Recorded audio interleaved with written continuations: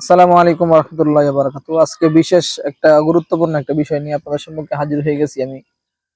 আর এই বিষয়টা হচ্ছে আজকে আমাদের কিছু আলেম সমাজকে নিয়ে কথা বলতে চাই, কথাগুলো শুনবেন।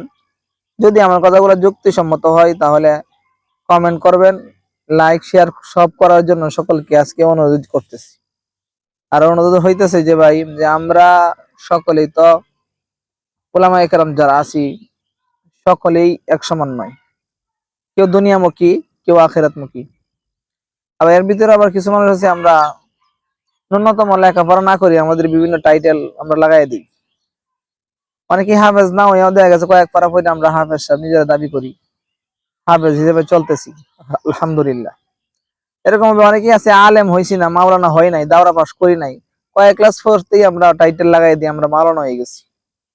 আসলে এটা কতটুকু যুক্তিযুক্ত?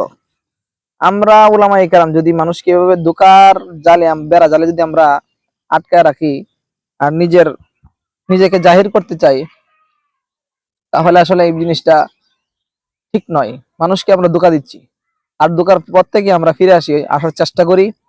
যারা আসলে এই যে ওয়াজ মাহফিল আসছে, ওয়াজ মাহফিলের সময় আছে বিভিন্ন সময় দেয়া যায় উলামায়ে কেরাম হাফেজ নয়, হাফেজ টাইটেল দিয়ে দে, আলেম বা মাওলানা নয়, মুফতি নয়, তা মাওলানা মুফতি টাইটেল দিয়ে দে। আসলে এইগুলা সচেতনতার বিষয়, একটু সচেতন হন, এগুলা পরিহার করুন, আল্লাহ তাআলার ভয় ভিতর আনার চেষ্টা করুন।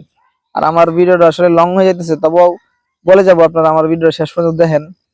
অনেকেই আছেন ভাই যারা আমরা এইগুলা করতেছি, এগুলো থেকে ফিরে আসেন। এভাবে এভাবে আলেম সমাজের বদলাম হয়, আলেম কুলের বদলাম থেকে ফিরে আসেন। আপনার একজনের জন্য 10 জনের বদলাম যাতে না হয় একটু চেষ্টা করেন।